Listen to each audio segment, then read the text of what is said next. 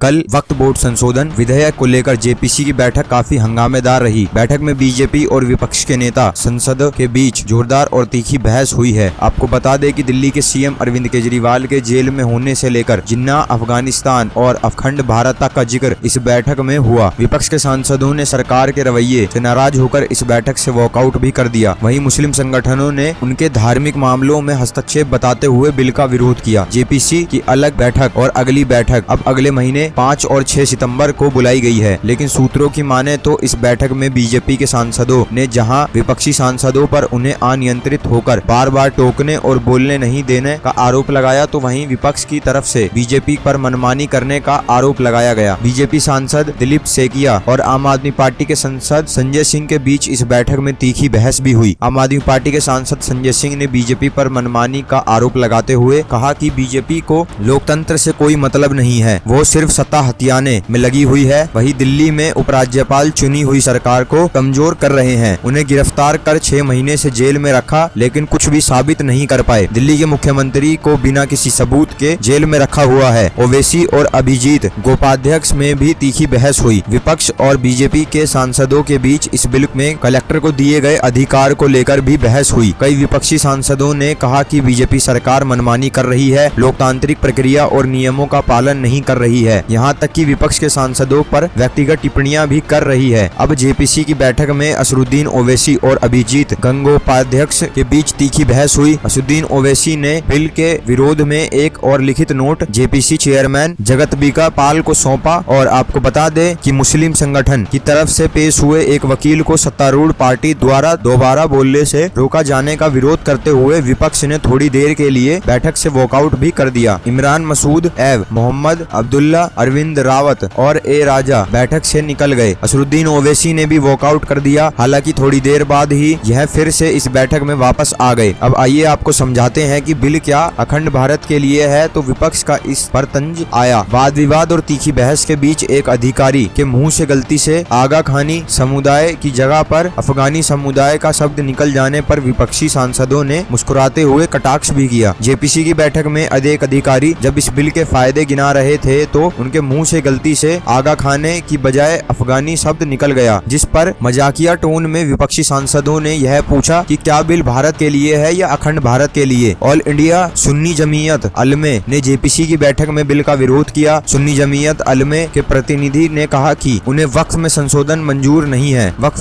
मुसलमानों का मामला है और सरकार इसमें दखल देना चाह रही है। अब आपको बता दें कि India Muslim for civil rights ने भी जेपीसी की बैठक में इस बिल पर विरोध किया है। वहीं India Muslim for civil rights के अध्यक्ष मोहम्मद आदिब, जो पहले सांसद भी रह चुके हैं, उन्होंने सरकार पर मुसलमानों के धार्मिक मामले में दखलंदाजी करने का आरोप लगाया और कहा कि बिल अपने आप में पूरी तरीके से अवैध है। तो यह बैठक जेपीसी की वक्फ संशोधन बिल को लेकर तो हंगामेदार रही है। अब देखना है कि जो अगली बैठक है या बुलाई गई है, क्या उसमें कोई रास्ता निकलता है या वो भी इसी प्रकार से हंगामेदार रहती है। आपकी इस पर क्या राय है, हमें कमेंट सेक्शन में जरूर बताएं। और हमारे सब्सक्राइबर बढ़ने की बजाय कम हो रहे हैं, तो आप कृपया करके हमारे चैनल को सब्सक्राइब और शेयर करें ज्यादा से ज्यादा।